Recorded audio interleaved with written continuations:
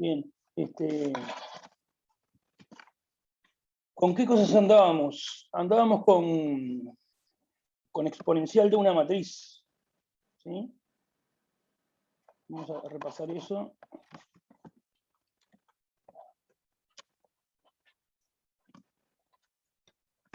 Habían quedado unas propiedades ahí para demostrar. Ahí va. De una matriz. Bueno, que tenía que ser cuadrada, ¿no? Entonces vamos a repasar cómo era la cosa. Ah, era una matriz. Vamos a poner así. Podría ser compleja en principio. Si es real, bueno. Es compleja también. N por N, y definíamos así. Con la serie de Taylor sería, o con el desarrollo en serie exponencial, pero como matrices.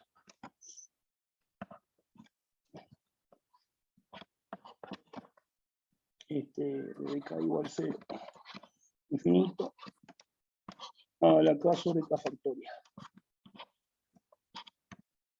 Teníamos que ver que esa definición tenía sentido, o sea, que eso converge, o sea, que esa serie da una cierta matriz, N por N. Sí, la matriz es real, va a ser matriz real de resultado acá, también. Después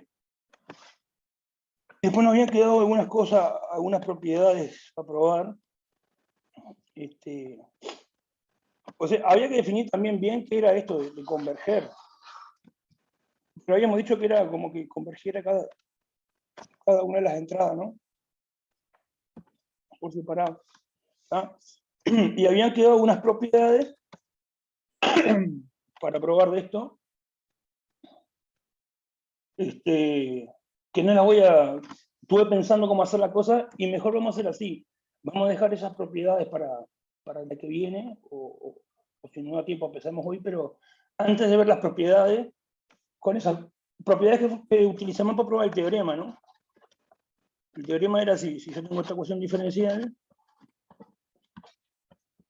con una condición inicial, x de 0 igual a un x sub 0, la solución era única, había solución, era única, y era esta. Era E a la T por A, o A por T, no sé, por el vector x0. Este era el teorema. Para probar ese teorema necesitamos unas propiedades que no las voy a repetir ahora. Bueno, entonces, en vez de hacer eso, lo que quiero hacer es ver cómo calcular esto. Cómo calcular esto, digamos. ¿No? Entonces vamos a ver eso. Y después vemos lo de las propiedades, la parte teórica. ¿Está? Entonces, bueno, vamos a ver ahora cálculo de E a la T por A. Es cortito, así que... Bueno, a ver.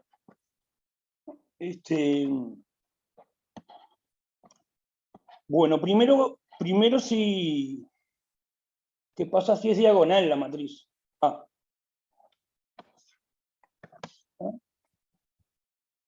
En vez de trabajar con T por A, que es lo que nos interesa, voy a trabajar con A nomás, ¿cómo llamarle? A T por A. Si no, el T ese va igual después. Vamos a suponer entonces que tengo una matriz diagonal. No sé, lambda 1, lambda n. ¿Está? ¿Y cómo queda cuando yo elevo a la K? Porque ahora tengo que calcular esto, ¿no? Estoy tratando de ver cuánto queda la A a la K. Si es diagonal y elevo al cuadrado, al cubo, y eso, ¿qué es lo que pasa? ¿Cómo queda?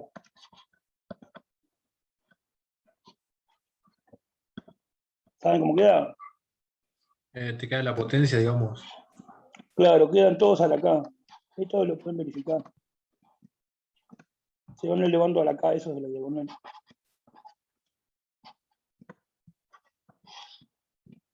O sea, en general vos cuando multiplicás dos matrices diagonales, poner una que tenga así, A1, A2, sigue para abajo, y la multiplicás por otra que también es diagonal, que tiene, ponerle que en la diagonal tiene B1, B2, etc. Lo que te va a dar es que se multiplican los elementos que están allí. Acá te va a quedar la diagonal también, está haciendo por B1, está haciendo por B2, y así. Está, digamos, esa es la propiedad básica. Sabiendo eso sale esto, ¿no? ¿Está? Bueno, entonces cuando vos estás haciendo la serie, entonces digamos, el E a la A, o sea, hacemos sin teta, después le ponemos el T. Si tuviera un T, iría todo T acá, por T, por T, por T. En vez de ser lambda, sería lambda T lo que va. Entonces el E a la A sería la serie esa. La serie sería tomar el límite de las sumas parciales, un n que tenga más infinito, y sumas hasta k igual 0 hasta el n. Eso sería la sumatoria hasta infinito, es el límite este, ¿no? De las sumas parciales. Y acá iría a la k sobre k factorial. Y bueno, entonces, a la k es esto. Entonces, el dividido k factorial me queda todo, cada uno dividido k factorial. Esta cuenta acá lo ven.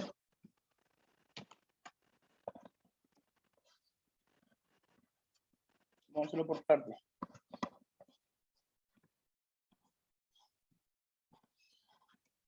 Igual 0. Hasta el n grande ese, ponele. Y ahí te va a quedar lambda 1 a la k y el k factorial acá dividiendo. Y lo mismo en todas las entradas de la diagonal. El otro lambda que haya.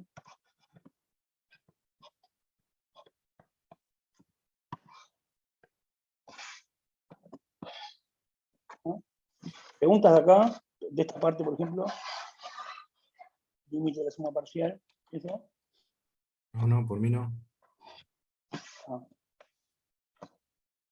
Esta sería la definición de serie, de convergencia de la serie, que no lo definimos muy bien, pero está, funciona como los números reales, lo comentamos nomás, después lo vamos a repasar bien. Y bueno, y sumar las matrices, hacer la suma de estas, es sumar cada una de las n por n entrada. N cuadrado de entrada, bueno, en todos los lados que hay 0, la sumatoria va a dar 0. Y acá te va a quedar en la diagonal la sumatoria de las cosas, ¿no? Esto te va a quedar límite cuando n tiene infinito, y te queda una matriz que acá va a tener la sumatoria de k igual 0 hasta el n grande ese de lambda 1 a la k factorial, todo así, todo eso. Acá también va a ir de k igual 0 hasta n grande lambda n a la k sobre k factorial. En los demás lugares, cuando sume, va a dar 0 más 0 más 0, queda 0, o sea, queda diagonal también. ¿Y este límite cuánto da? ¿Cómo dijimos que hacíamos límite para una matriz?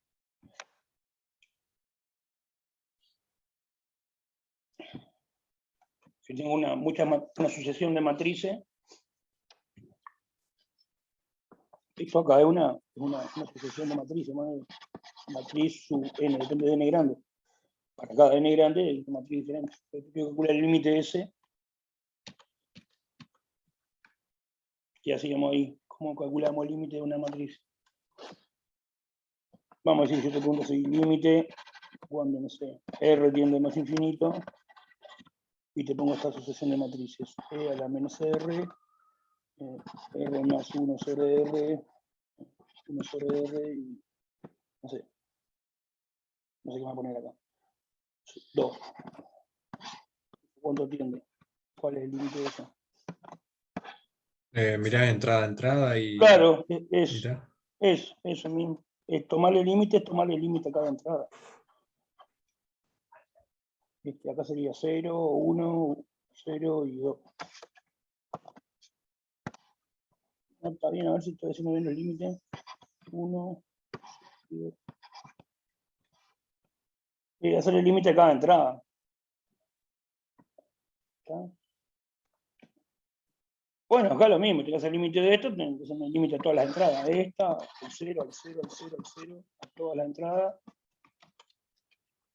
Antes voy a escribir eso, pero genérico acá. ¿No?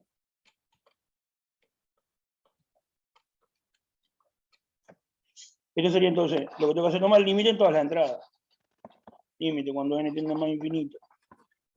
De lo que está acá. Acá igual 0. Esto más infinito de cuando 1 de acá. Sobre K factorial. En la otra te va a quedar el límite de 0, no escribo nada, yo directamente va a dar 0. En la diagonal nomás, digamos, tomo límite.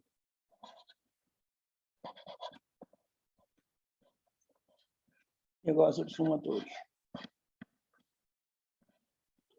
0 infinito. ¿Cómo es la cosa? Lambda n. Acá. No, pará, que no es hasta infinito, es hasta el n grande, ¿no?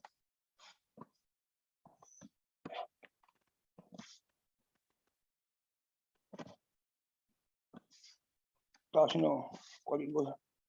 Hasta n. Entonces acá va factorial. Y bueno. Y en los demás lugares 0, ¿no? Límite de 0 queda 0. Bueno, ¿y ahí qué es lo que queda entonces? ¿Eh? ¿Esto cómo lo puedo escribir? Ahí es una sucesión de números, son números, ¿no? Una suma finita de números. Ahora estoy en el límite de eso que yo conozco. Cálculo 1. Bueno, los lambda podrían ser complejos también y todo funciona igual. Pero si quieren piensan que son reales los lambda. Pero si fueran complejos sería lo mismo. Esto sería, estoy tomando el límite de esta suma parcial. Esto con el límite este es suma de la serie. Esto sería como sumar esta serie. Desde K igual 0 hasta infinito. Lambda 1 a la K. Sobre K factorial. ¿Están de acuerdo? Sí, puede ser que dé E a la K, puede ser. A ver cómo queda eso para dejar escribir este y ahora. Y acá va lambda n. No, E a la lambda, perdón. Eso, ahí va, eso ahora sí.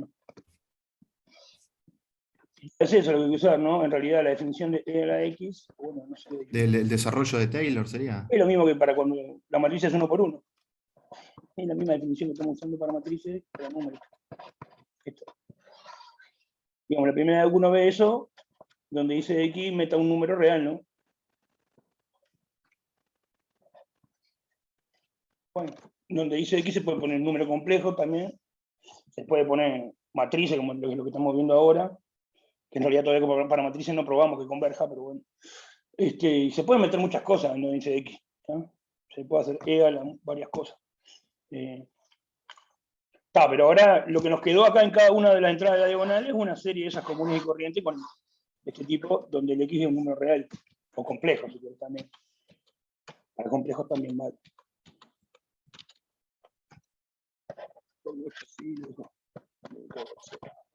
Dejo acá este teclado. Bueno, entonces es eso. Esto es E a la lambda 1. Esto. Y así en toda la diagonal. La lambda n. Entonces, cuando es diagonal la matriz, acuérdense que la matriz era esta. ¿Dónde está? Esta. E a la eso. Es elevar cada uno en cada entrada, digamos. Lo de la diagonal. Los otros lo mantenés igual a 0.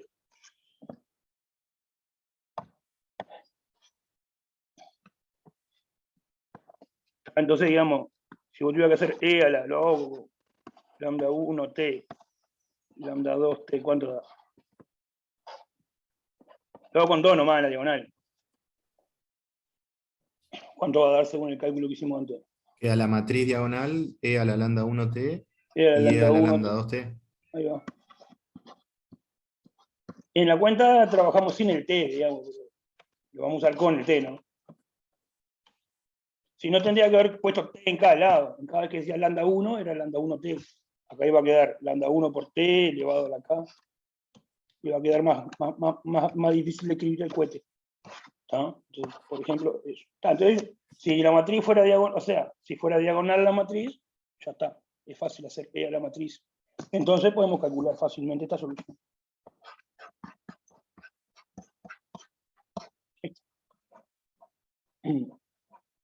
¿No? Hago el cálculo de la matriz y multiplico por el x0. Si a mí no me dan condición inicial,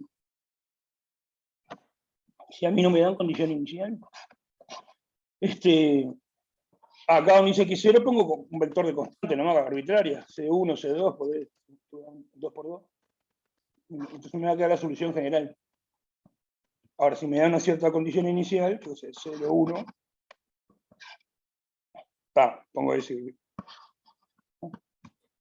O sea, esta misma fórmula, poniendo un x0 concreto, que es el que te den acá, te da la solución concreta. Pero si vos no le pones un x0 concreto, le pones uno genérico con entradas genéricas, constante 1, constante 2, etc., y lo que obtenés es la solución general. No sé por qué me acordé de eso ahora, pero está. Bueno, la cuestión es que entonces podés calcular el E a la TA cuando es diagonal. Bueno, entonces ese es el primer paso. Está. Ahora, ¿qué pasa con...? Si no fuera diagonal, capaz que era eso lo que iba a explicar ahora. Sí, sí. No, que si no fuese diagonal, ¿cómo sería el planteo? Ahí va.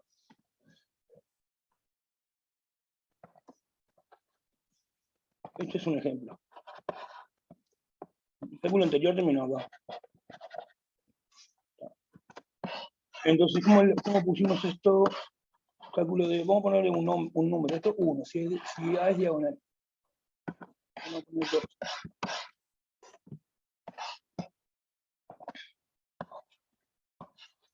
¿Qué pasa si A es diagonalizable?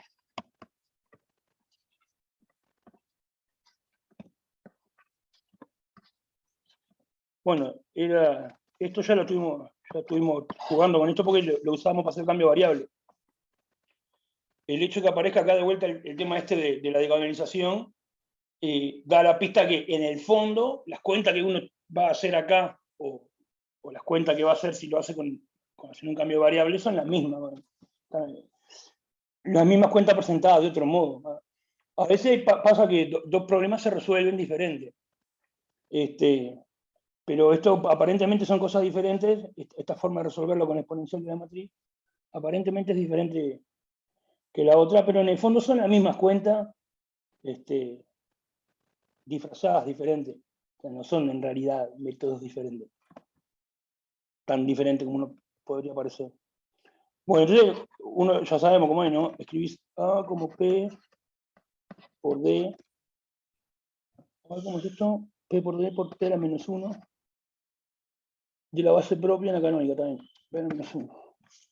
Y D es diagonal ahora.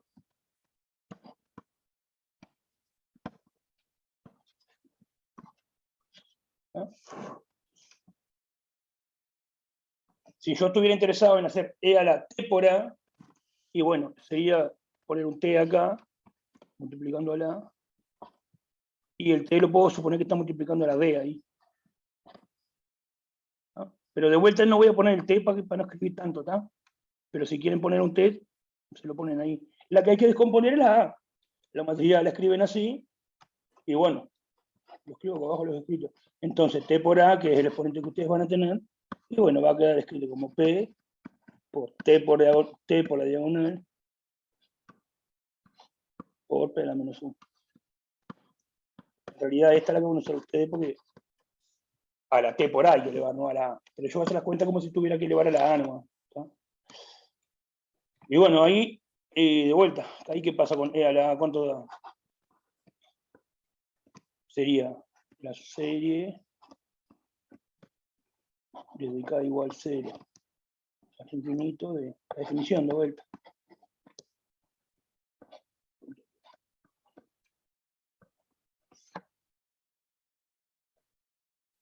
Bueno, ahora, ¿qué pasa con el A a la K? Vamos a pensar un poquito. Mauri, ahí no va hasta N. Si le pongo hasta N, se le tengo que poner el límite afuera, ¿no? Está. Es lo mismo escribir Bien. hasta N y afuera escribir límite cuando entiende más infinito. Pues ya le escribís la serie nomás. ¿Ah? Y ahí escribís la A como la escribiste allá arriba. Claro, vamos a hacer así. A la K, A por A, por A, por A, por A, K veces. Habría que ver cuando cae cero, pues, aparte, ¿está?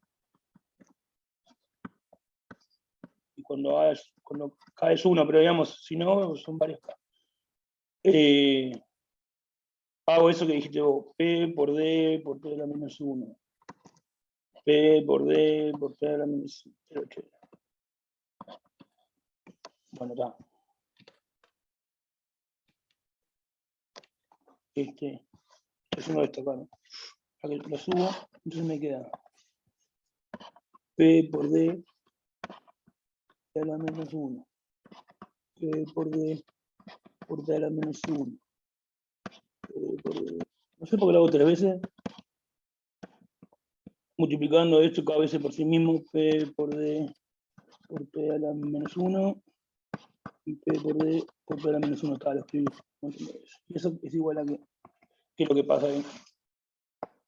Si ves, te queda el producto ahí y te quedan varias identidades. Estos se tachan todos estos P con P a la menos 1 ahí, ¿no? Este se tacha con otro que hay por ahí al lado. ¿Dónde se va? Y nada más sobreviven estos de acá, ¿no? Este y este. Así que, ¿qué pongo acá? Quedaría P por D a la K por P a la menos 1. Ahí está. P por D a la K por... Para no sé por qué quedó ese color.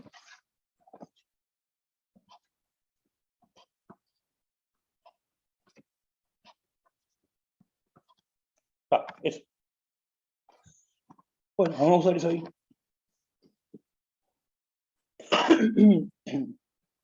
O hacemos así, mira, un asterisco acá. Y sigo la cuenta acá abajo de hacer ese razonamiento. Entonces, en definitiva, me queda la serie de K igual 0 hasta infinito, P por D a la K. El K factorial se lo pongo dividiendo solo este por P a la menos 1. Puedo hacer eso, ¿no? El número 1 es el K factorial, afecta solamente a este factor. ¿Sí? ¿Qué puedo hacer ahí? A ver.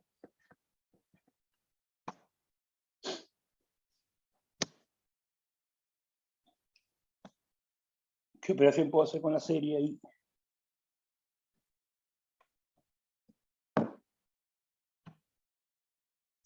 Operación no, ¿qué manipulación puedo hacer?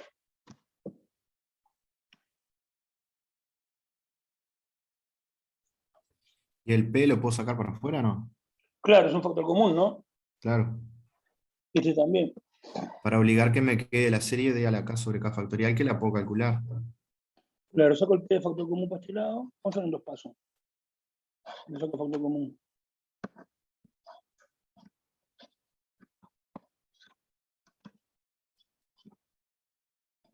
Tiene que ver acá sobre el K factorial. ¿Importa para qué lado sacar el factor común? Porque no conmuta la cosa, ¿no? Tiene que salir para este. Y bueno, pero esta serie de vuelta tiene un factor común, que es este, a la derecha. Entonces sale el factor común. Quedaría así. Ahí afuera. Eso de sacar factor común, ya lo usamos antes y es una de las propiedades que tenemos pendiente para probar, que se puede sacar factor común de una serie. ¿Ah? Estamos usando una de esas propiedades que está pendiente. Estamos usando 2 veces. Sacar factor común, un factor común. O sea, que como que vale la distributiva, digamos, para series de matriz. Bueno, y este es el que ya sabemos calcular. Esto es la diagonal.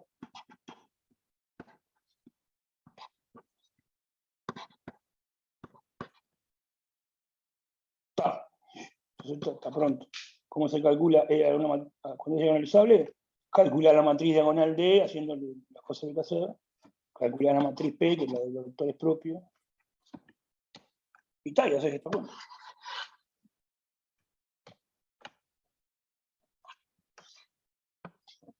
Entonces el caso diagonalizable está cubierto. ¿No? ¿Preguntas hasta acá? Esto de este caso. Se ve que se puede calcular, sabrían qué cuentas hacer, digamos. No digo que sean cuentas divertidas, si sabes qué cuentas hay que hacer, claro. Por mí no, bien, bien.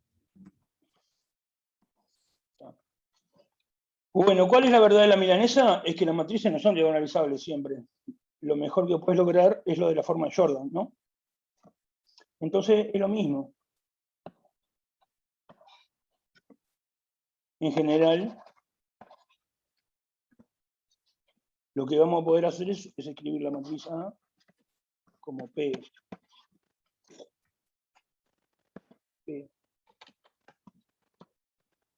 por una J por P a la menos 1. ¿Ah? Si hay un T, hay que poner un T acá. Hay que poner un T acá.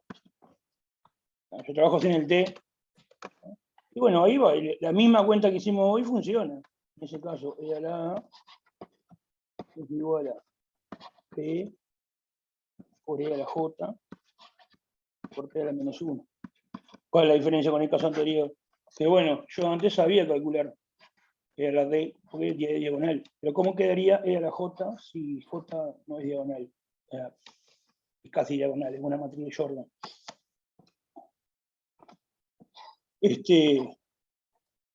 Vamos a ver algún caso, por ejemplo. ¿Qué pasa si fuera así la matriz? O sea, la J, ¿cómo va a estar formada la matriz J? ¿Qué tipo de... ¿Cómo son las matrices de Jordan? La diagonal y unos. Ahí va, y algunos uno. Pero se acuerdan que están formados por bloques. Pero, sí.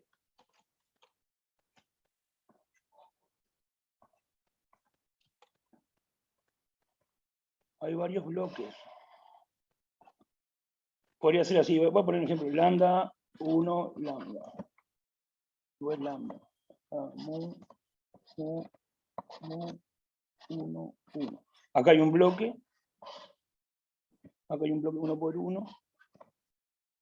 Acá hay un bloque 3 por 3. Las matrices de Jordan están formadas por bloques de Jordan. ¿Sí? Entonces, vamos a pensar qué pasa cuando yo tengo una matriz así formada por varios bloques en la diagonal, que se llama diagonal a bloques, ¿no? Vamos a hacer así. Vamos a poner esta propiedad o ejercicio también. ¿Ah? Vamos a suponer que yo tengo una matriz A que es diagonal a bloques. Hay una matriz A1 acá, cuadrado. Hay una matriz A2 cuadrada. Pues depende de tamaño, como acá serían tres matrices. A1, A2 y A3. Bloques cuadrados de diferente tamaño o iguales, no me interesa, pero en la diagonal. Hasta, no sé, un último bloque, A, R. ¿Ah? Entonces, adivinen qué va a pasar cuando yo haga E a la matriz.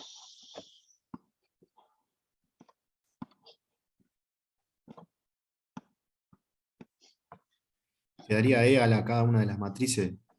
Claro, también, exactamente. E a la A1, da una matriz, que la pones ahí en la diagonal.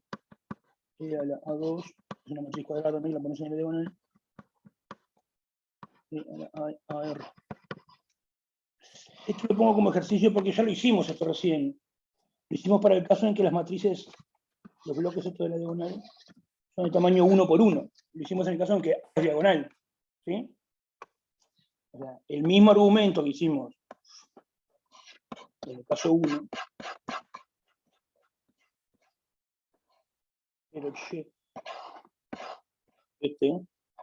bueno, esta también es una diagonal a bloques. Los bloques son los lambda, son bloques 1 por 1. Bueno, está exactamente lo mismo, un argumento, pero en vez de poner lambda, poniendo los bloques a sub k, prueba esto.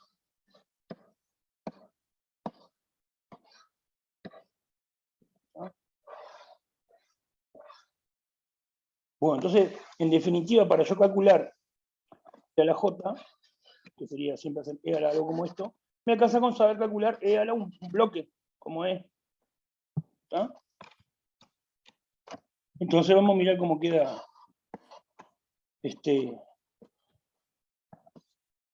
vamos a hacer el caso, en caso que J sea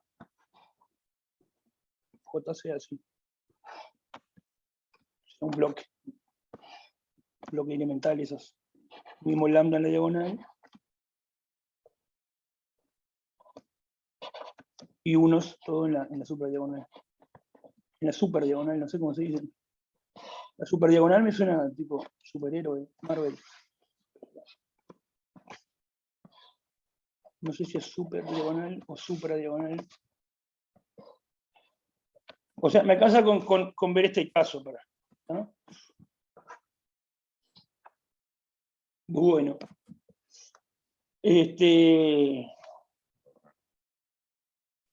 ¿Y cómo hacíamos en este caso?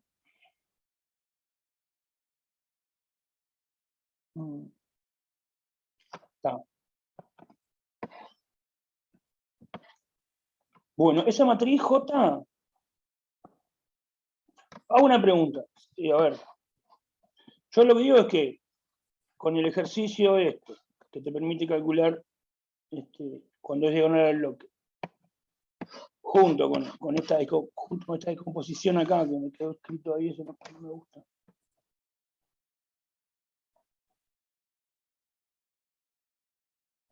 Alcanza con saber calcular E a la J.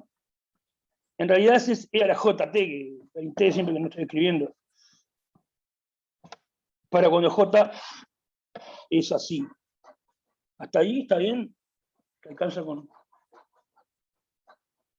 elevar a este tipo de J. Sí, sí. Y ahí puede ser que E a la J quede E a la lambda en la diagonal y E en lugar de los 1. Sería como elevar todo la... Claro. No queda. Vamos a hacer un trucardo acá, que es escribir así. A la J la vamos a escribir como D más Q. Pero vamos a poner aquí en D y Q. Primero lo escribo como solo los lambda.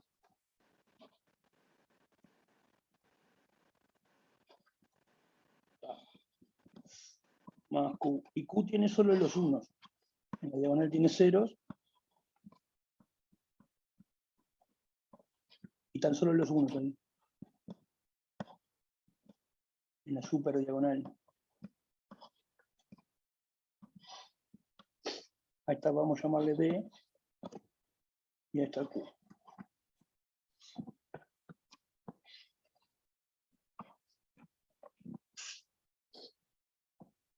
Bueno, entonces, ¿qué pasa con el tema de E a la J? Y bueno, es E a la D más Q. Acuérdense que en realidad es JT. Así que acá es DT, QT. Me voy a dejar de mencionar la T porque no la escribo, la tendría que escribir siempre porque es la que me interesa, pero estoy escribiendo sin T porque es un escalar que está multiplicando ahí. ¿Qué puedo hacer acá? Multiplicar. Y vale siempre eso, la ley de exponentes. Sería por T y por T. Digo que no Sí, lo voy a hacer. sí, conmutan, vale. Sí, conmutan. Esa era otra propiedad. Esa era otra propiedad que la asumimos. Que no la Claro, incluso lo usamos en un momento que teníamos que hacer E a la menos algo por E a lo mismo. Y dijimos que era la identidad, porque aplicamos la ley de exponentes, me queda menos A más A, era la matriz nula y daba la identidad. Y bueno, ¿y conmutan o no conmutan?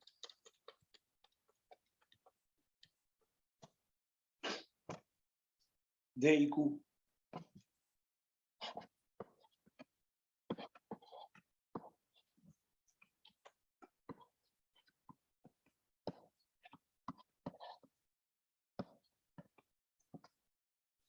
¿Qué les parece? Y sí, en este caso sí. Y sí, porque la matriz de D es un múltiplo de la identidad. Multiplicar por D, por la matriz D, es como multiplicar por el número lambda. No importa de qué lado multipliques. ¿Se entiende lo que digo?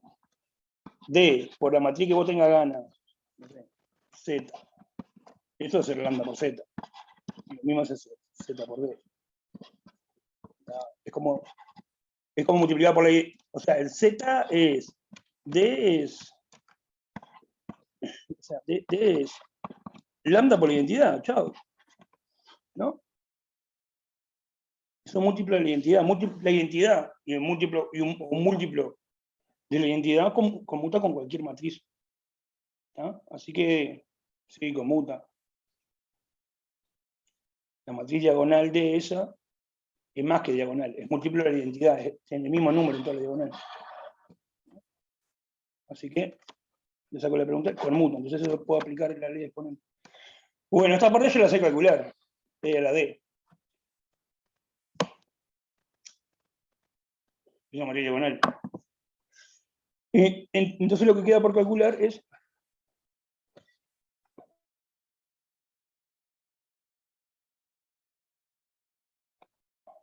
perdón, a ver, denme un minutito.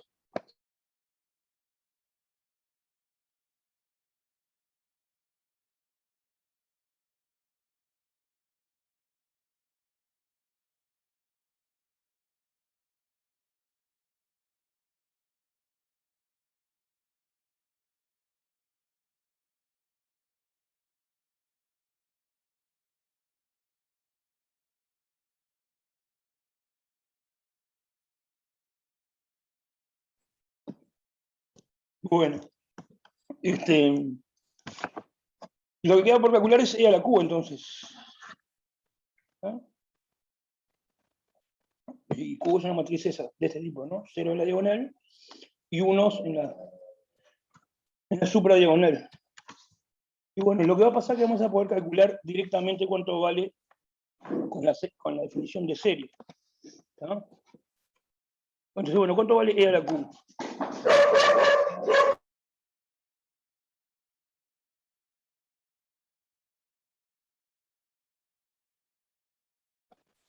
Bueno, disculpen. Y bueno, E a la Q es la serie.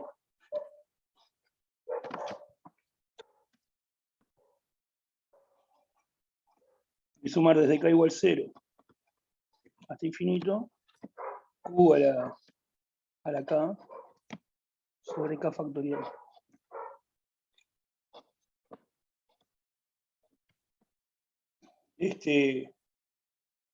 Bueno, entonces esto lo vamos a poder calcular. ¿Cuánto es directamente? ¿Qué es lo que va a pasar? Vamos a poner así, pongo igual asterisco y después seguimos haciendo la cuenta. Fíjense una cosa. Lo voy a hacer así. Si Q fuera así, 3 por 3.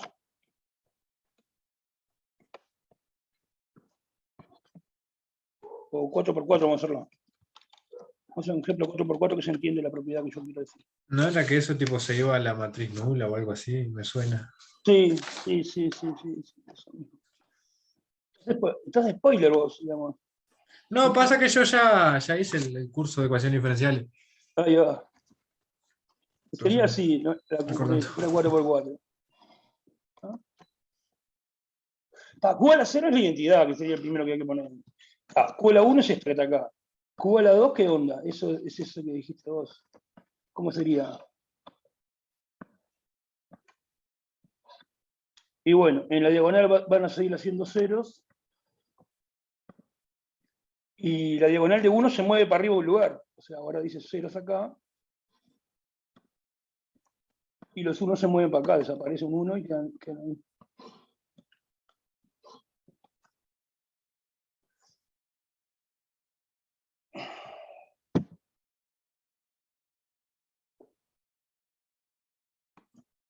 Q a la 3 se sube, la diagonal de 1 sube un lugar más. Ceros en la diagonal, ceros en la 1 diagonal, que es esta, ceros en la 2 diagonal, que es esta, y unos en la 3 diagonal. Y después ya va a dar matriz nula.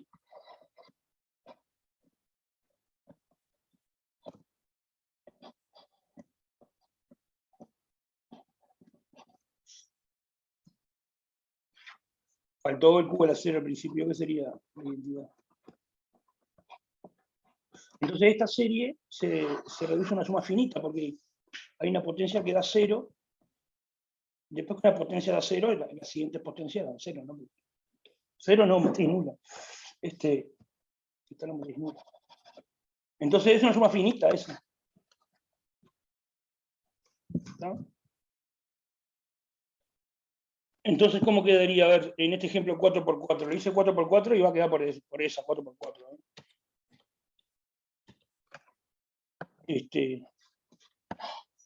¿Cómo sería E a la Q para este caso de Q 4×4? O sea, acá estamos haciendo el caso n igual 4.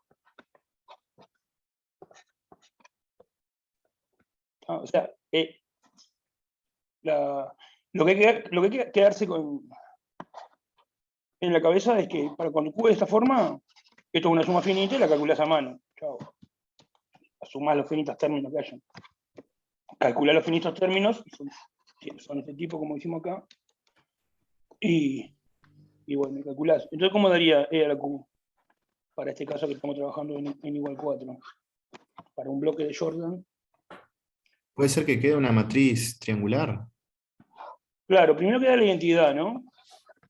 O sea, son unos en la diagonal. Después hay que sumar esta dividido 1 factorial. 1, 1, 1. Después hay que sumar esta dividido 2 factorial. 1 medio, 1 medio. ¿No? Y después hay que sumar esta dividido 3 factorial. 1 sexto. Claro, terminé. Los sumandos tienen no hay que sumar en ninguna. Es como que hay que juntar las entradas nomás, porque tienen 0. Donde esta tiene un 1, la otra, todas las demás tienen 0. Cualquiera entrada no nula de una de ellas, la pone nomás directo donde está. Porque la otra tiene 0 ahí. Es como que es re fácil sumarla. ¿Se ve? ¿Se entiende? Sí, sí. Bueno, pero vamos a hacer la verdad de la milanesa. Porque yo quiero E a la T por Q, ¿no?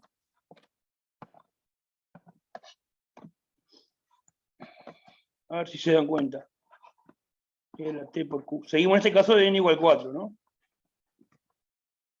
¿Cómo va a dar?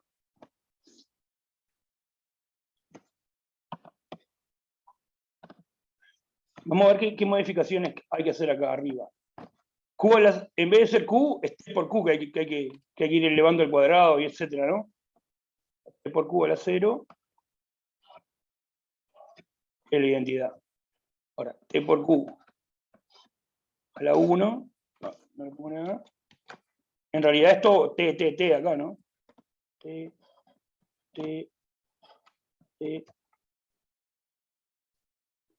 Cuando eleve T por Q al cuadrado, es como hacer Q cuadrado, que es la que yo tengo ahí, por T cuadrado. O sea que en realidad, ¿qué? Los unos quedan T cuadrado. Quedan T cuadrado. Y acá, T cubo. este es un T cubo. Brillante. Entonces acá en realidad la matriz es 1, 1, 1, 1, la veces que sean los 1 que se le pone. Después T, después T cuadrado, pero sobre 2 factorial.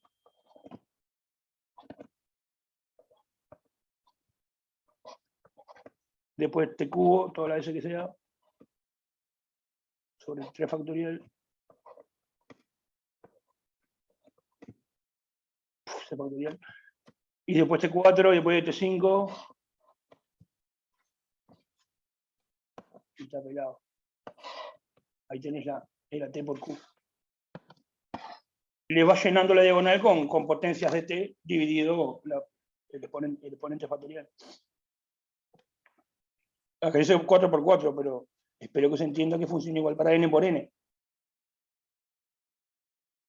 ¿Se entiende cómo funciona para 1000 por 1000? No sé. Sí, sí. 1, después t cuadrado sobre 2, t cubo sobre 3, de una otra diagonal t4 sobre 4 factoriales, hasta llegar a la punta, y bueno, acá quedó por eso. ¿Está? No podés tipo hacer un abuso de notación ahí, escribir como un pedazo de serie ahí en cada una.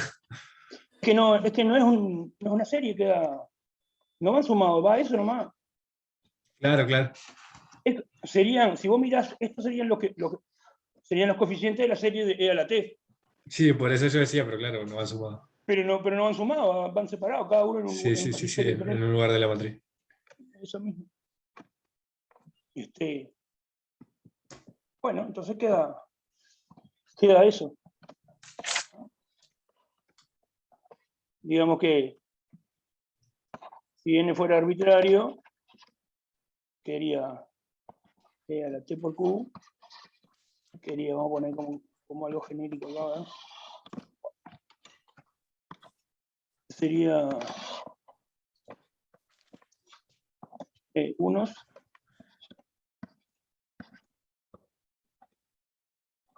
uno, después vendría t,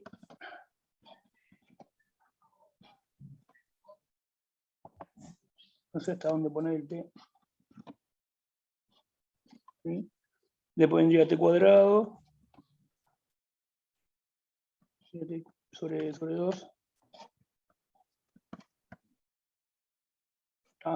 todo así, y en la punta de la matriz, ¿qué va a quedar acá? Bueno, va a quedar el t a la n menos 1.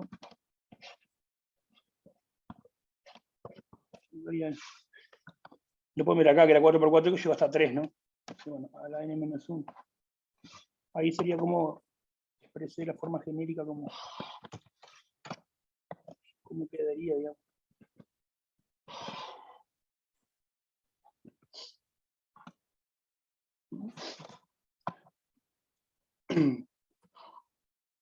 ¿Está? Ahí quedó calculado e a la t por q. Entonces el secreto está en que las potencias de q son fáciles y de repente pasan a ser 0. Fíjense que elevado a la 2, la diagonal se llama 0 diagonal. La supradiagonal es 1 diagonal. La otra es la 2 diagonal. Y la tercera la 3 diagonal. ¿Sí? Entonces q a la r es todo 0 menos la r diagonal, que ahí hay que ponerle 1. Si está multiplicado por t, va t a la r en vez de 1. ¿No? O sea, esto que dice para 4 por 4 lo pueden plantear con tamaño n genérico y probarlo. ¿Sí? Pero para que se entienda, con 4 por 4. Bueno, terminamos con el cálculo de la matriz. Y ahí hay que sumarle e a la d. Por multiplicarlo. Sí, multiplicar la matriz e a la d por esta. Bien. Sí, que en este multiplicar va a ser por e a la lambda t, va a ser Claro. porque la e a la d, la d es múltiplo en la identidad por esto. Esto es la d. La identidad por es multiplicada por un número, ¿no? Pues nuestra d es eso, ¿no? Es el número. Digo, e a la lambda b, perdón, e a la t por d, bueno, t es múltiplo de identidad, es lambda por la identidad.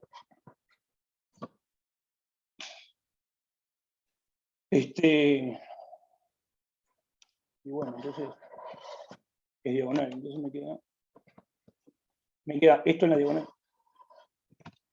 me queda lambda t, si querés, por la identidad. Eso lo quería multiplicar hoy. Para tener el e a la j t. Termina siendo multiplicado por un número nomás. Porque la matriz que hay que poner es esta.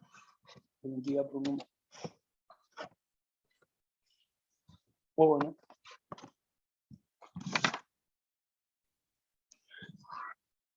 Bueno, paramos un 10 minutos ahí. ¿Está? Dale. Sí, muy corto. Bueno, seguimos. Entonces, hasta acá terminamos con el tema de cálculo de soluciones en sistema lineal. ¿Está? La idea ahora sería empezar con una parte más abstracta de convergencia de sucesiones y, bueno, y series.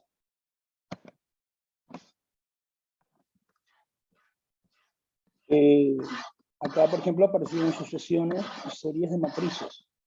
Después van a aparecer sucesiones y series de funciones. Bueno, entonces vamos a ver un poco, de un punto de vista abstracto, el tema de convergencia de sucesiones y series en un marco más general. ¿Tá? Entonces, sería el marco más general, son los espacios vectoriales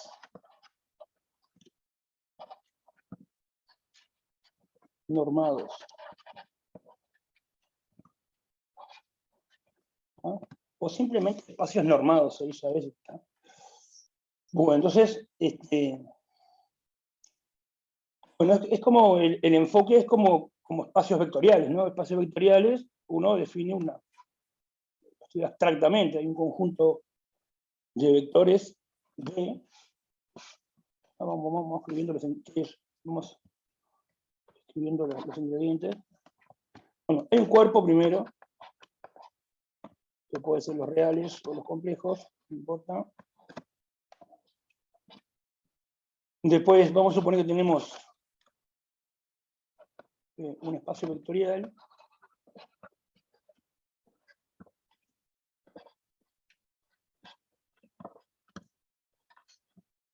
sobre el cuerpo acá. ¿No? Y bueno, entonces decía eso, el enfoque es abstracto, o sea, vamos a trabajar con un conjunto de vectores B, que no sé cuál es,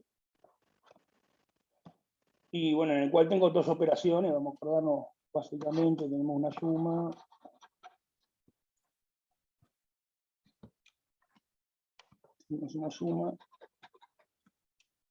más, y un producto por escalares, o sea, una suma, o sea, digamos, si me das dos vectores, U y B,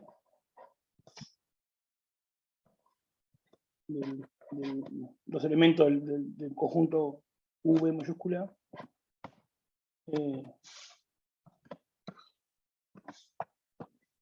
tengo asociado un tercer vector llamado U más B. Acá tengo una operación suma y tengo una operación producto por escalares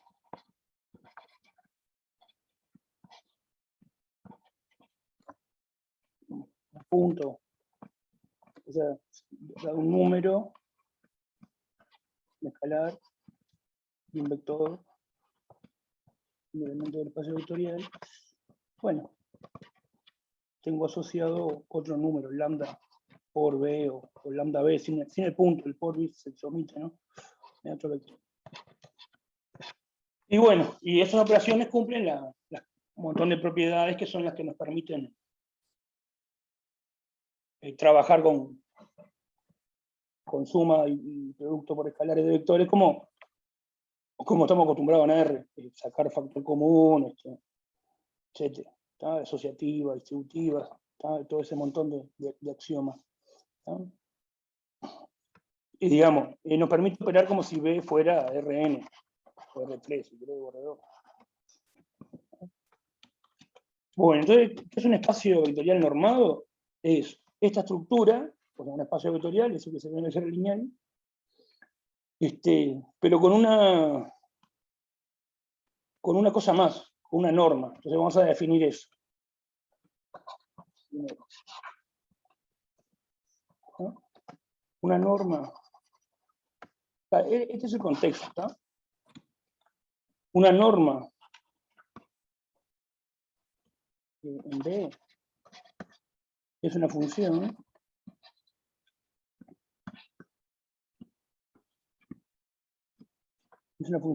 que vamos a llamarla así, norma, la variable va ahí adentro, va de B en R. La notación sería así, si tengo un vector B,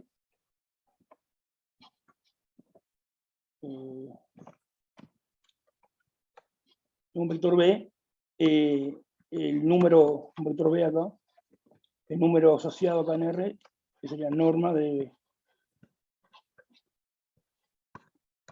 Número real. Acá puede ser R o C. La norma siempre toma valores reales.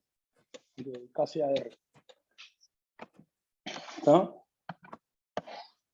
Bueno, es una función que cumple, que se vincula con la estructura de espacio vectorial de esta manera.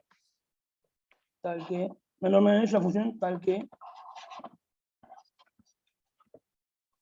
algunos axiomas. Bueno, vamos a poner las primeras. La norma de B siempre es un número mayor o igual que 0. Para todo el espacio. ¿No? Lo segundo.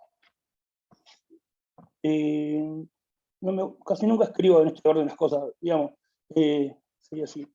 Si la norma de B, un vector B, da 0, entonces ese vector B es el vector nulo.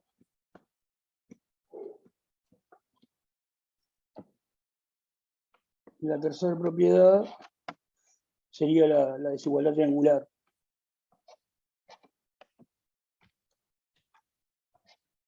La norma de U más B es menor o igual que la norma de U más la norma de B.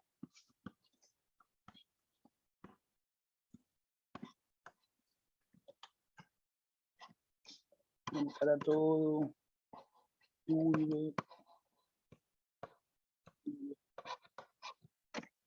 Acá esta propiedad la tendría que haber escrito mejor, tendría que haber puesto si B está en B y esto, entonces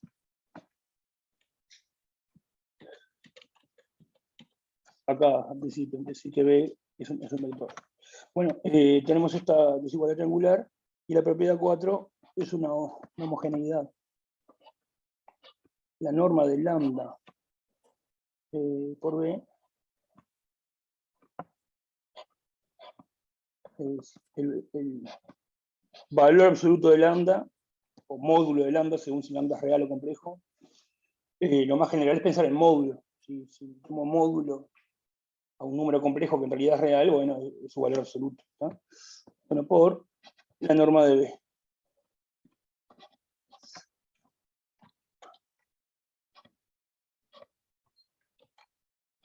Bueno, y eso vale para cualquier lambda, cualquier número lambda del cuerpo, y también para todo vector B. Eso sería una norma en un espacio vectorial. ¿Está? Entonces definimos el término norma. ¿Está?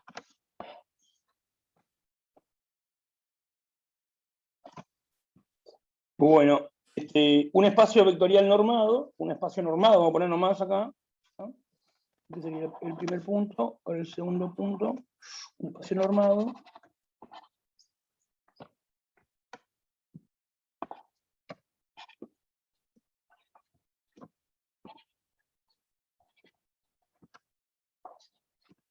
espacio normado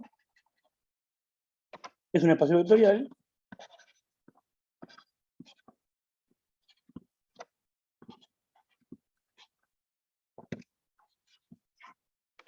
con una norma.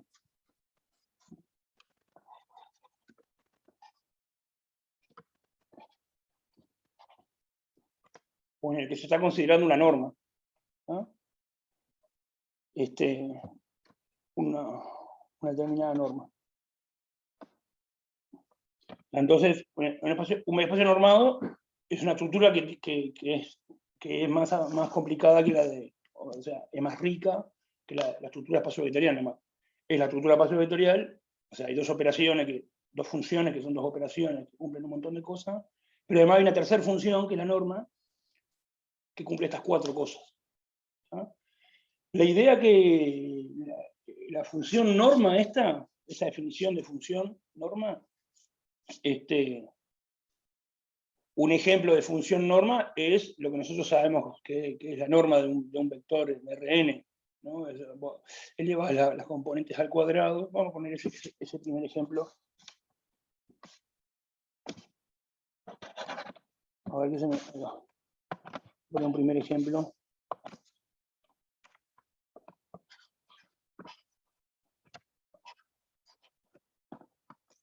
Un ejemplo sería que B es Rn y la norma de un vector la calculas así.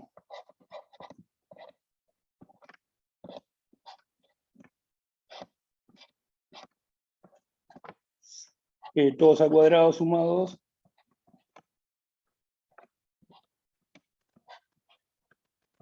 raíz cuadrada.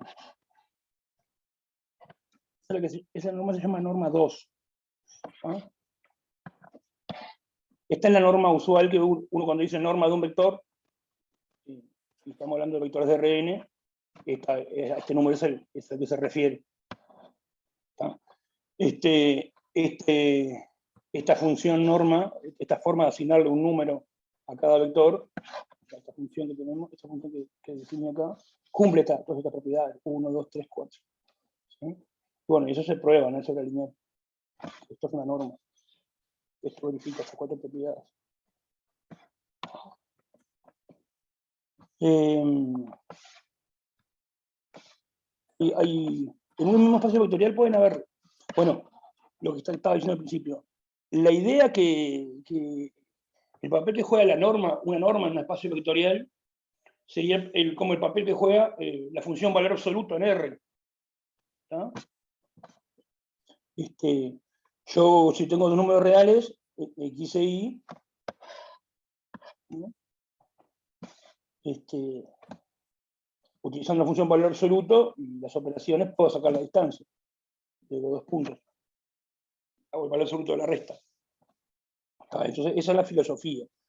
Entonces, para que todo ande bien, para que todo ande parecido como anda en R, las cosas, vieron que la convergencia de sucesiones y esas cosas está metido valor absoluto, porque está la distancia. ¿Sí? Los entornos de un punto son los puntos que están a distancia menor que el radio. Entonces,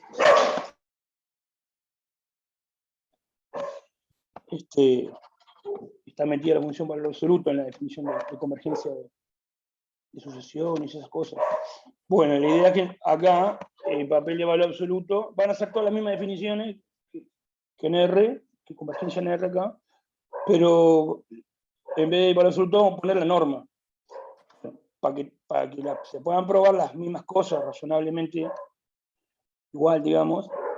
La función norma tiene que cumplir algunas propiedades. Bueno, y esto es un conjunto de propiedades mínimas que van a asegurar que muchas de las cosas que sabemos para convergencia de sucesiones reales o de series reales van a seguir valiendo en un espacio normado. ¿No? Bueno, entonces esa es la idea de la norma, es una generalización de valor absoluto. Lo que hace el valor absoluto en R, o el módulo en los complejos, como lo pueden ver. Bueno, eso es el papel que juega la norma en un espacio vectorial cualquiera, en un espacio normado genérico. ¿No? Bueno, entonces, este era un ejemplo de espacio vectorial con una norma. Ahora, yo puedo tener el mismo espacio vectorial con otra norma,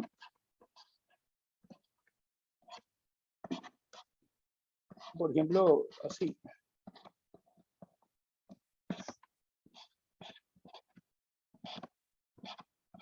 Lo que se llama norma 1, que es simplemente sumar los valores absolutos.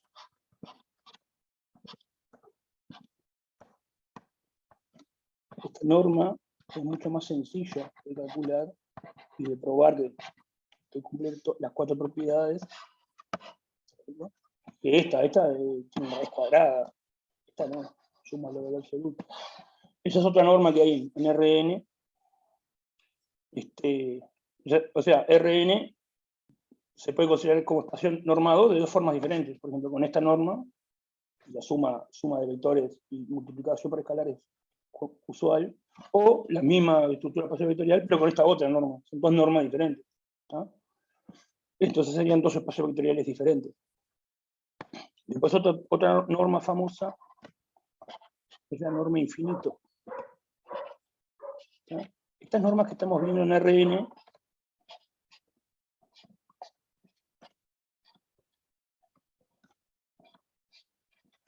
norma de un vector, la norma infinito de un vector, se define como el máximo del valor absoluto de las entradas del vector.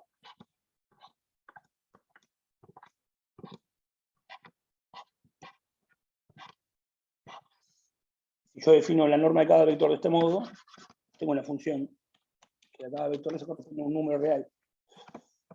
Bueno, cumple esa función, que acabo de definir, cumple las 4 propiedades también. ¿Tá? Todo esto puede quedar como ejercicio. ¿Tá?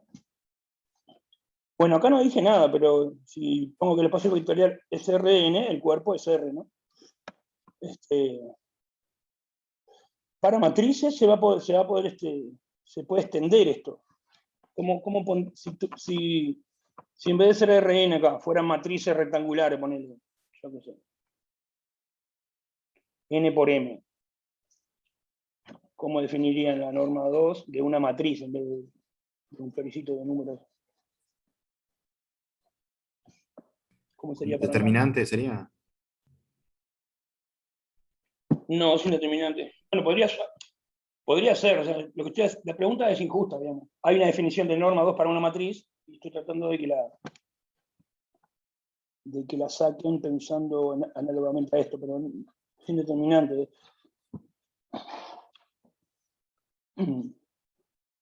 Suponete que vamos a poner así. Suponete que yo voy a poner norma 2.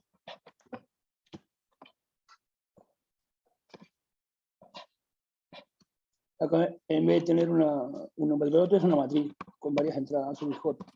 Puede ser rectangular, la matriz no pasa nada. Esa sería su norma 2.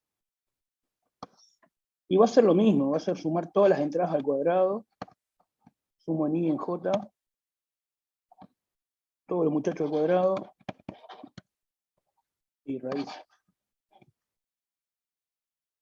Pongo así nomás, sumar en I en J. El I va a tener que ir desde 1 hasta la cantidad de filas, y el J desde 1 hasta la cantidad de columnas. Sería como agarrar la matriz, que sería esta, 1, 2, 3, 4, 5, 6, y bueno, y pensarla como que es este vector. 1, 2, 3, 4, 5, 6. O como quiera, o como este vector, así este orden. 1, 3. ¿Qué orden dije? Los ordené de alguna manera. 1, 5, 3, ponele. Siempre manteniendo este orden. 1, 5, 3, 2. Y ponerle 4, 6. No importa, son 6 números. Chao, todos al cuadrado, raíz. ¿Me entiendes? Como lo que estoy haciendo para vectores, en realidad es como si fuera un caso particular de matriz, una matriz de una sola fila, de una sola columna. ¿Se entiende cómo sería la norma 1 para matrices? O la norma infinito para matrices. Sí, sí. ¿No? Lo mismo, pero con todas las entradas. Y bueno, y si en vez de ser reales fueran complejos, las entradas, acá las entradas son todas reales, ¿no? Son todas reales. O si fuera una matriz de esto, todas las entradas son reales. Acá, ¿cómo sería? no se puede arreglar. Hay que ponerle módulo al cuadrado. Que si tuviéramos en R sería el cohete, ¿no? Porque un número al cuadrado y su valor absoluto al cuadrado es lo mismo. Pero para números complejos hace la diferencia, ponerle o no ponerle lo mismo z al cuadrado, el módulo de z al cuadrado. Claro, si no, no te vas a ver. Claro, ahí va, no me va a dar, me podría no dar real. Yo me podría quedar i por i, nomás para arrancar. Menos 1, me pego un tiro. Y raíz cuadrada es menos i. Bueno, buenísimo. Entonces, haciendo pequeñas variaciones, dejo escrito los módulos ahí que en el caso de RN no perjudican, pero acá ya está arreglado, porque ya le puse valor absoluto, que nada más habría que interpretarlo como módulo ahora. Y si fuera lo complejo, acá también lo mismo. En vez de valor absoluto, se habría que hacer en módulo. Entonces, haciendo pequeñas variaciones, acá en esto, tenemos el caso de que fueran matrices rectangulares, de cualquier tamaño que vos tengas ganas. Y también el caso de que en vez de R fuera C. Después, estas serían las normas más utilizadas. ¿Tá? Para mí la más fácil de elaborar es esta. Bueno, entonces vamos a tratar de ir directo al asunto de la convergencia. Bueno, les hago una pregunta. Si ustedes tienen una sucesión, al subíndice de la sucesión, ¿cómo le llaman por lo general?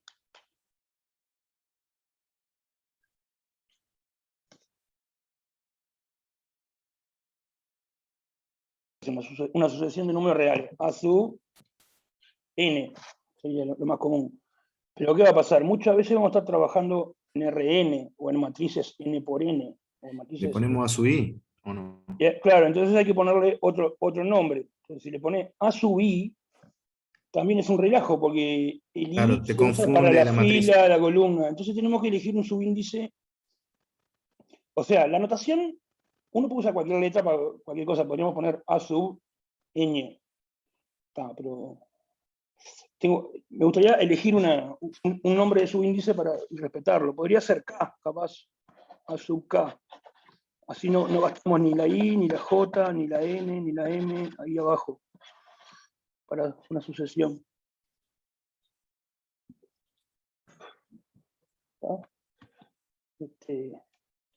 Y muchas veces pasa así. Por ejemplo, bueno, a veces el subíndice se escribe arriba. Así, entre paréntesis.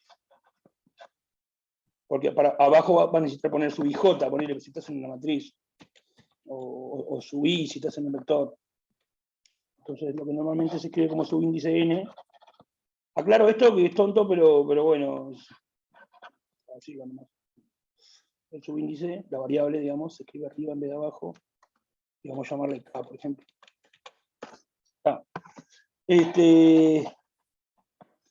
Bueno, vamos a meternos ya de cabeza en el tema de sucesiones. No, vamos a hablar de lo de la distancia. Distancia. Buena definición.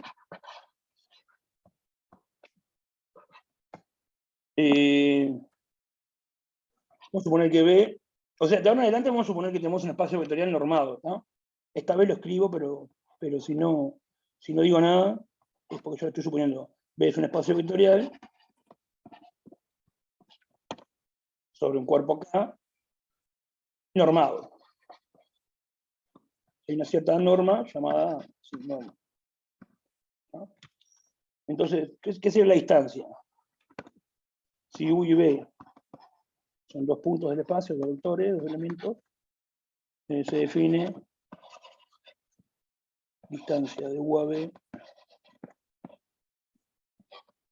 bueno, como el absoluto la diferencia, pero en vez de valor absoluto la norma.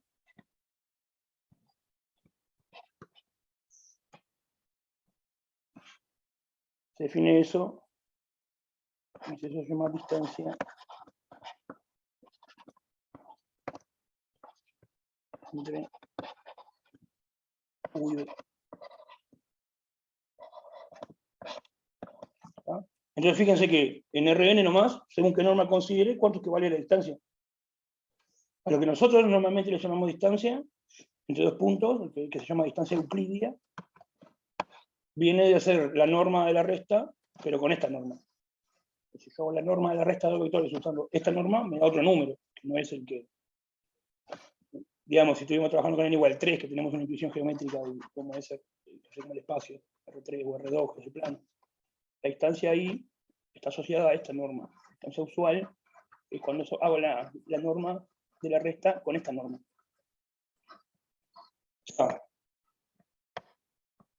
Bueno, esa es la distancia.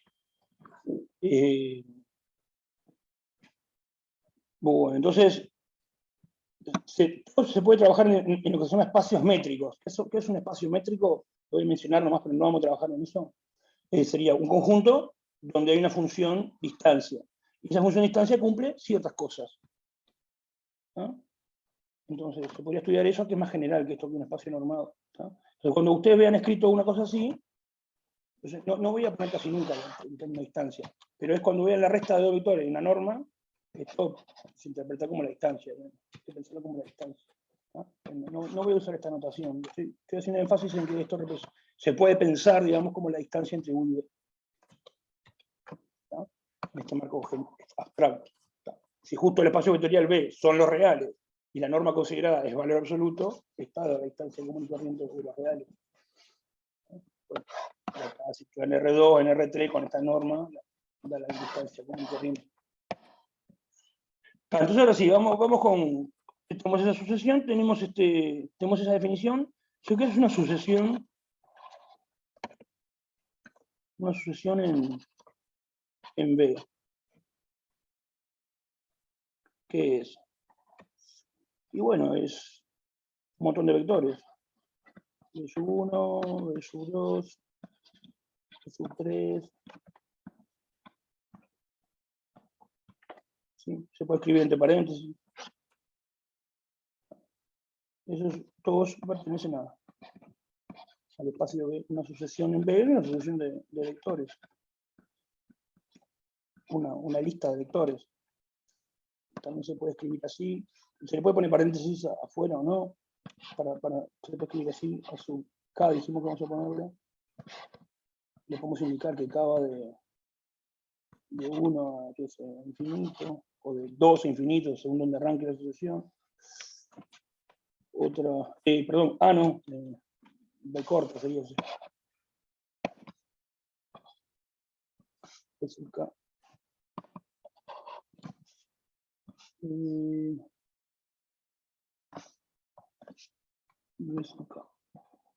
En esta notación uno está escribiendo el término genérico del vector genérico de la sucesión. O a veces ponen así, yo qué sé, B sub K con K natural. O a veces ponen B sub K nomás.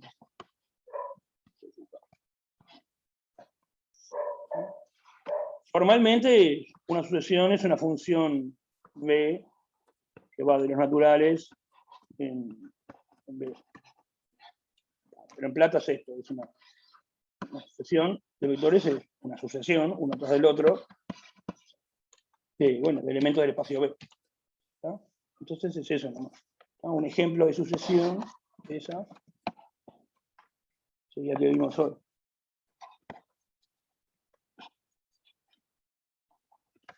Por ejemplo,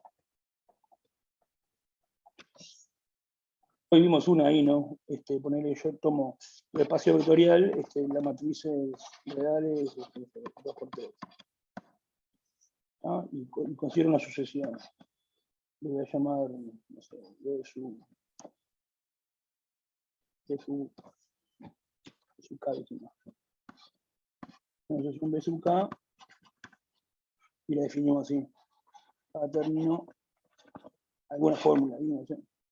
K, no sé, 1 menos K cuadrado. Y era K 2 seno de K. Ahí tienes una sucesión de matrices. Funciona igual que en R, pero bueno, cada término es una matriz en este caso. ¿No? Bueno.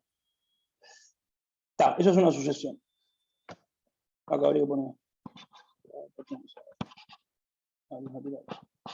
Y los naturales pueden arrancar en 1, en 2, en 0, según lo que sea. ¿Tá? Por lo general arrancan en 0 o en 1. Bueno, a ver si podemos vamos a definir qué es una sucesión converja. Así, ¿tá? Entonces,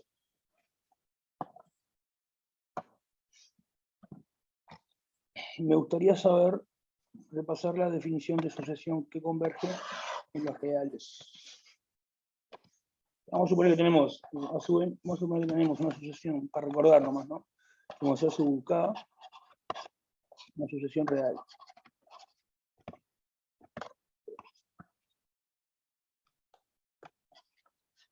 Y tenemos un número L que va a ser el límite. Entonces, uno escribe que A sub K tiende a L, lo escribe así, o hay muchas formas de escribir, a veces escriben límite, cuando K tiende a más infinito, y A sub K es igual a L, no sé, con alguna anotación. Sí, solo sí, y acá viene una definición. ¿Cuál era esa definición? Mira, arranca con el famoso para todo epsilon, ¿se acuerdan de esto? Para todo epsilon positivo. Sí, a partir de un valor todos caen en el entorno ese. Ahí va, existe un casero, sería en este caso. Yo normalmente, este sería N0, pongo yo acá, porque trabajo con A sub N.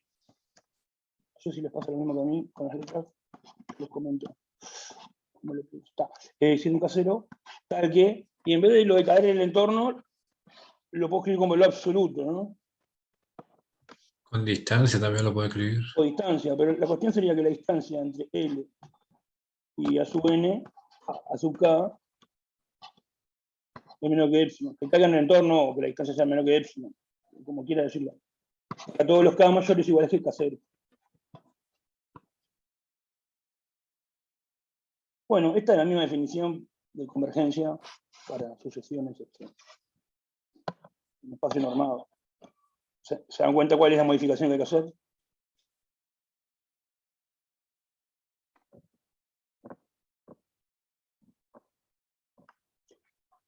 Poner usar la norma. Acá donde va la distancia sería la norma en vez de valor absoluto. Bueno, entonces, no era necesario, pero me parece que está bueno mencionar eso. Así uno se da cuenta que no pasa nada. Entonces voy a poner definiciones así.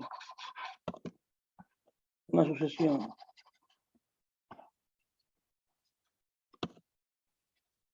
vamos a llamarlo B sub K en B converge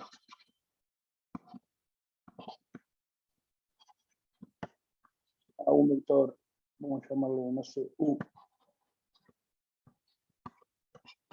a B, si solo si se cumple que para todo número positivo, para todo radio, para todo epsilon positivo, existe un índice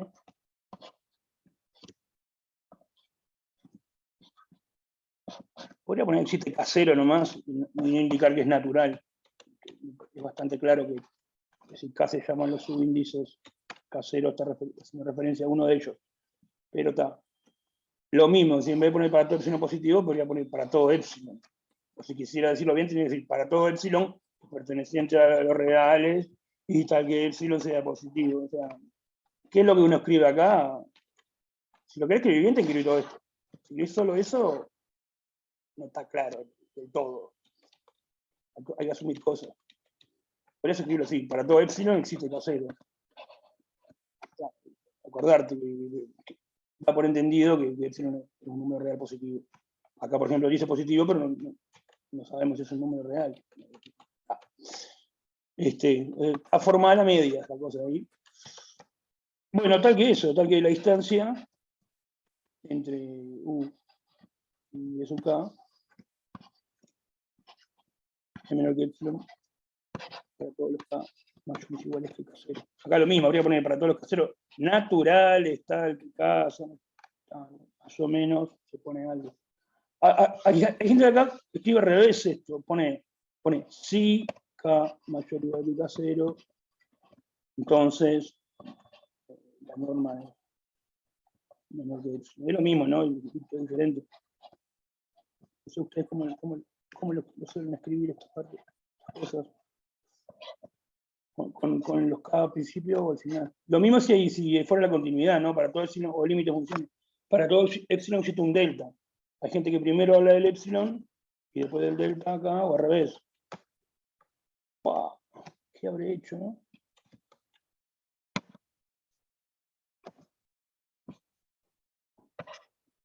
Control Z. Bueno.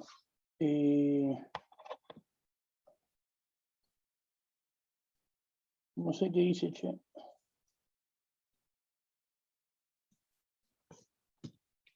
Bueno, aparentemente zafamos. Bueno, entonces, esa es la definición de convergencia. ¿Tá? En ese caso se denota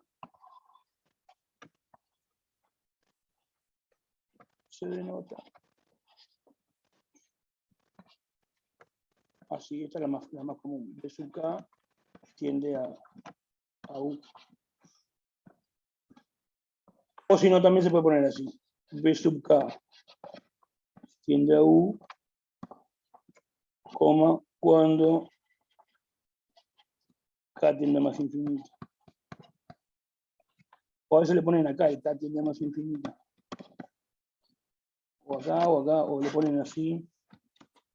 El K es un índice natural, lo único que puedo hacer es ir avanzando. K igual 1, 2, 3, 4. Es como medio de cohete decir a dónde tiende el K. Si fuera una función, yo te digo límite, no sé, de x cubo menos 1 sobre x.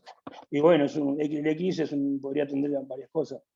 Pero si es un K, solo puede tender infinito. Se omite. Y bueno, y la más pesada de todas las anotaciones, poner así límite, cuando K tiende más infinito, la sucesión B sub K es igual a U. En realidad, para poder usar esta notación, ahí ya estás poniendo una igualdad, ¿no? Es como que, suponete que una función tuviera una sucesión tuviera dos límites diferentes. Me tiende a U1 y a U2. O sea, puedo escribir esto con U1 y también puedo escribir que esto es igual a esto con U2. Conclusión, U1 es igual a U2. Es como que poner un signo igual ya está asumiendo la unicidad del límite, que es verdadera. Ahora la probamos. Pero en realidad, para introducir esta notación, inclusive en el liceo, cuando la primera vez que se ve el límite, antes habría que probar la unicidad. O sea, a ese único vector B al cual puede converger, se le pone con igual este signo.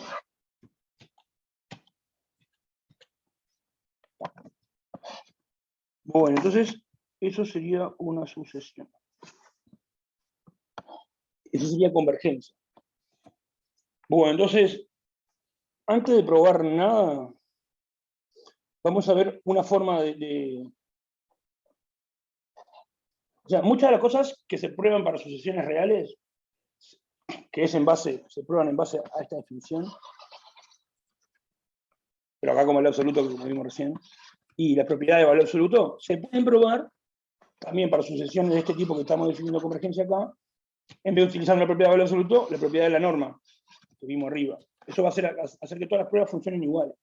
¿Ah? Pero para no andar reiterando pruebas, que simplemente es como que agarras el cuaderno cálculo 1, te digo valor absoluto, ponerle norma, te queda la demostración de la propiedad que quedó acá. Para no hacerlo de ese modo, que se puede hacer de ese modo, lo que vamos a ver es que se puede expresar la convergencia de una sucesión de vectores a un vector, o sea, se puede expresar esto, dijimos acá, en términos de la convergencia de una sucesión de números reales. Entonces es mucho más fácil probar las propiedades por ese camino. ¿Tá? Entonces, voy a enunciar esa propiedad y la probamos. ¿Tá? Bueno, el teorema, no sé, o propiedad. Son todos teoremas, ¿tá? Yo sé. Vamos a poner propiedad. Vamos a dejarle el nombre teorema a las cosas que sean lo más importantes. Vamos a poner sean B sub n una sucesión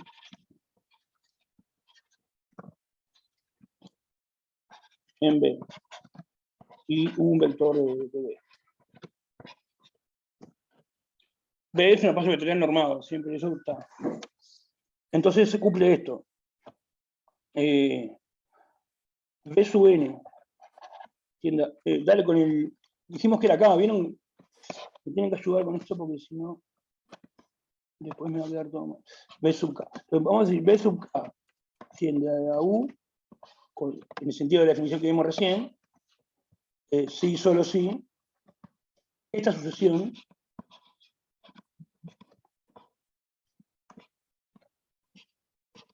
tiende a 0.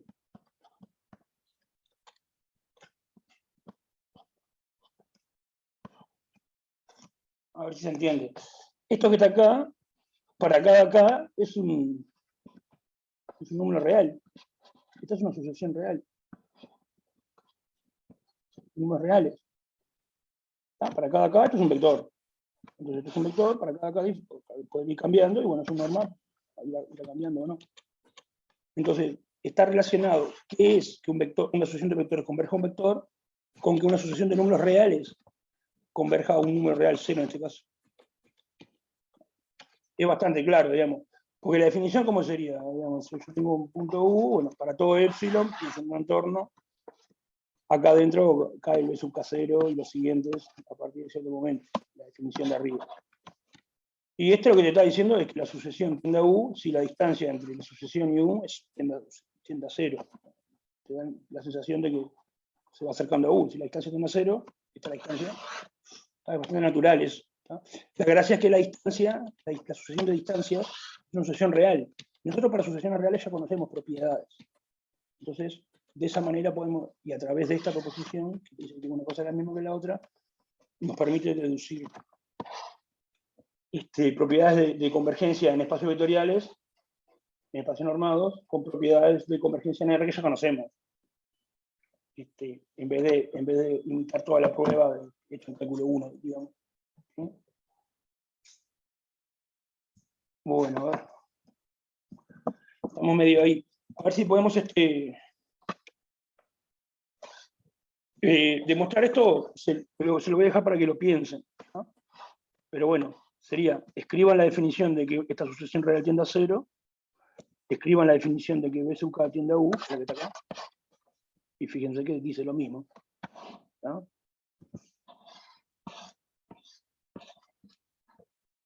Igual la que viene la hacemos. Lo que quiero mostrarles es un ejemplo en donde o puedo copiar la demostración del cálculo 1 o puedo utilizar este teorema.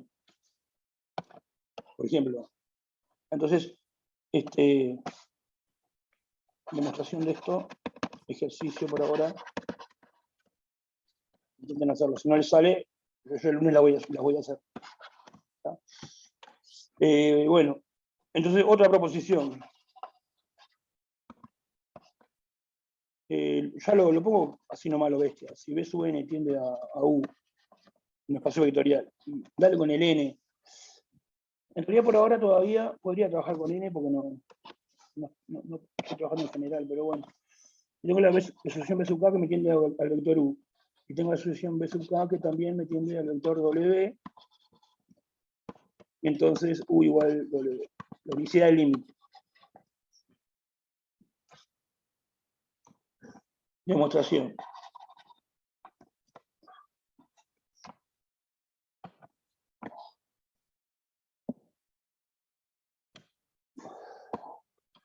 Bueno, en R, ¿cómo lo hacen? Y bueno, si los límites fueran diferentes, eligen un entorno así de con el límite L1 y límite L2. Supongo que la sucesión a sub n real tiende a los dos límites. Y bueno, entonces toman un entorno así de uno de los límites, un entorno así del otro límite disjuntos. Entonces, a partir de cierto índice, tienen que estar acá los A sub K. Y a partir de un cierto K1. Y a partir de cierto índice K2, tienen que estar ahí los A sub K. Y bueno, entonces si tomo un K mayor que K1 y K2 a la vez, ese A sub K tendría que estar acá y acá a la vez. Imposible porque son disjuntos. Esa es la notación de cálculo 1, ¿no? ¿Y cómo eligen acá el radio epsilon, por ejemplo? ¿Cómo lo pueden tomar? Para que queden disjuntos los entornos.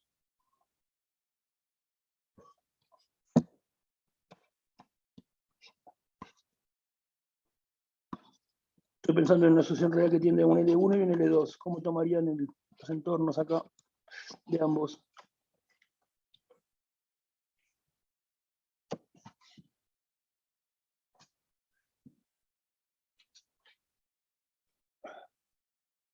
Bueno, vamos a hacer así. Pues ya estamos en hora. Dejamos esto por acá y la que viene seguimos. Intenten hacer esto. Recordar cómo se prueba la unicidad de la convergencia de una sucesión en R. Intentar adaptar esa demostración para demostrar esta proposición de la unicidad para la convergencia en un espacio vetorial normado. Y después, intentar probar esa misma unicidad sin copiar la demostración del cálculo 1, utilizando esto. La dejamos para que viene porque ya estamos pasados. Bueno, le mando un abrazo, seguimos el lunes. Vamos arriba. Dale, gracias, Mauri. Intentamos. Dale, vamos arriba. Nos vemos. Chao.